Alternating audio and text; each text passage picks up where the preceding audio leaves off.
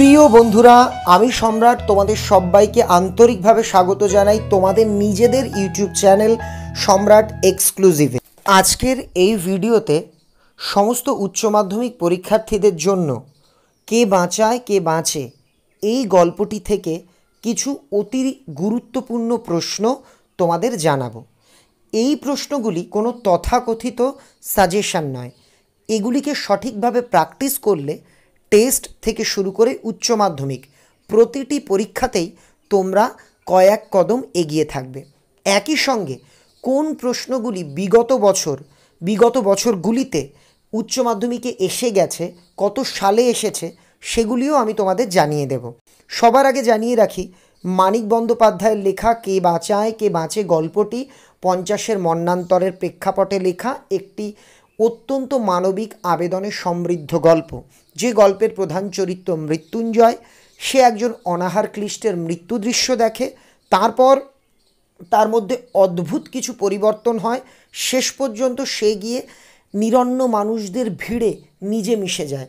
মৃত্যুঞ্জয় চেয়েছিল নিরন্ন মানুষগুলোকে সাহায্য করতে, কিন্তু শেষ পর্যন্ত কে বাঁচায়ের দল থেকে সে চলে গেল কে বাঁচের দলে। এই গল্পে আরও দুটি গুরুত্বপূর্ণ চরিত্র হলো মৃত্যুঞ্জয়ের অফিসের সহকর্মী বন্ধু নিখিল এবং তার স্ত্রী, যার স্ত্রীর নাম গল্পে কোথাও বলা নেই।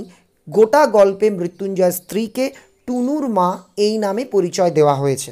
গল্পটি আশা করি তোমরা ইতিমধ্যেই স্কুলে পড়ে ফেলেছ। যারা পড়োনি এক্ষুনি পড়ে নাও, যারা পড়ার পরেও বুঝতে পারছো না তাদের জন্য একটা ছোট্ট টিপস। এই গল্পটির একটি মনোজ্ঞ আলোচনা বিশ্লেষণ ইতিমধ্যেই আমি ইউটিউবে পোস্ট করেছিলাম। সেই আলোচনাটি যারা এখনও শোনোনি তাদের জন্য ভিডিও ডেসক্রিপশানে এবং এর প্রথম কমেন্টে অর্থাৎ ফার্স্ট কমেন্টে আমি ভিডিও লিঙ্কটা দিয়ে দিলাম। সেই লিঙ্কে ক্লিক করে তোমরা ভিডিওটি দেখে নিও। শুরু সম্ভাব্য প্রশ্নাবলী বা গুরুত্বপূর্ণ প্রশ্নাবলী কে বাঁচায় কে বাঁচে গল্প থেকে। 2015 সালে এই গল্প থেকে প্রশ্ন এসেছে, মৃত্যুঞ্জয়ের বাড়ির অবস্থা শোচনীয়।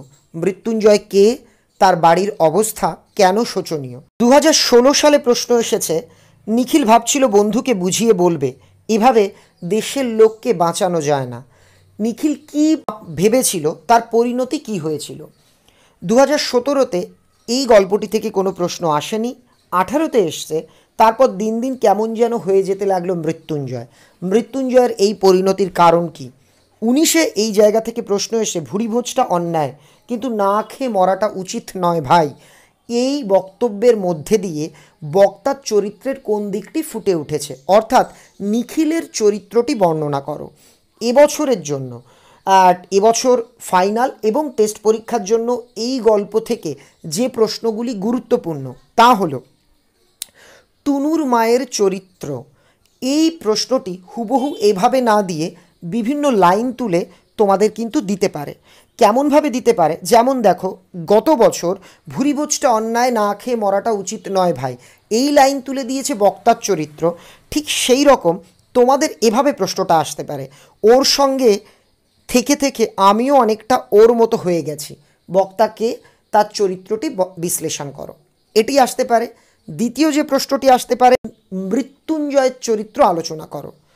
এই দুটি প্রশ্ন চরিত্রগত প্রশ্ন পড়লে আশা করি তোমরা অনেকটা এগিয়ে থাকবে। আর যে প্রশ্নগুলি লাইন তোলা প্রশ্নগুলি এই গল্প থেকে গুরুত্বপূর্ণ তা হলো, কদিন পরেই মাইনের তারিখ এলো, মাইনের তারিখের দিনের ঘটনাটি লেখো। এরপর আসতে পারে, ওটা পাশবিক স্বার্থপরতা, ওটা বলতে কোনটা, কেন তা পাশবিক। আপিসে যাওয়ার পথে মৃত্যুঞ্জয় প্রথম মৃত্যু দেখল। এই মৃত্যু দেখবার পর মৃত্যুঞ্জয়ের প্রাথমিক প্রতিক্রিয়া কি হয়েছিল? কে বাঁচায় কে বাঁচে এই গল্পের নামকরণের সার্থকতা আলোচনা করো। দরদের চেয়ে ছোঁয়াচে কিছুই নেই এ জগতে, এই লাইনটি কোন প্রসঙ্গে কেন ব্যবহৃত হয়েছে? কারো বুকে নালিশ নেই, কারো মনে প্রতিবাদ, এই যে লাইনটি, এর তাৎপর্য লেখো। এই প্রশ্নগুলি কিন্তু আবারও বলছি তথাকথিত কোনো সাজেশন নয়, এটিকে তোমরা প্রশ্ন সংকলন, কোশ্চেন ব্যাংক বা তোমরা মনে করতে পারো কিছু গুরুত্বপূর্ণ প্রশ্নের সমাহার। তোমাদের কাছে অনুরোধ, কি আসবে কি আসবে না কোন সালে কোন প্রশ্ন এসছে, কোন সালে কি আসবে না, পণ্ডিতদের এ সমস্ত বিশ্লেষণ না দেখে এই গল্পটি মনোযোগ দিয়ে পড়ো।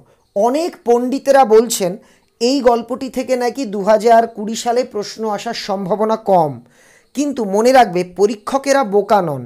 ঠিক ঠিক তোমরা লক্ষ্য করলে দেখতে পাবে, তোমাদের আমার বাংলার একটি গল্প আছে যার নাম ছাতির বদলে হাতি, যেটা থেকে 2018 সালে প্রশ্ন আসলো।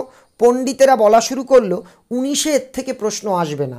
আমি কিন্তু শেষ দিনও বলেছিলাম এই গল্পটি থেকে 19-এ প্রশ্ন আসবে। পরপর একই গল্প থেকে কিন্তু দুবার প্রশ্ন আসে। কাজেই পণ্ডিতদের বিশ্লেষণ বা পাণ্ডিত্য না শুনে নিজের প্রতি বিশ্বাস রাখো। বছরের প্রথম থেকে সাজেশন নয়, প্র্যাকটিসে জোর দাও।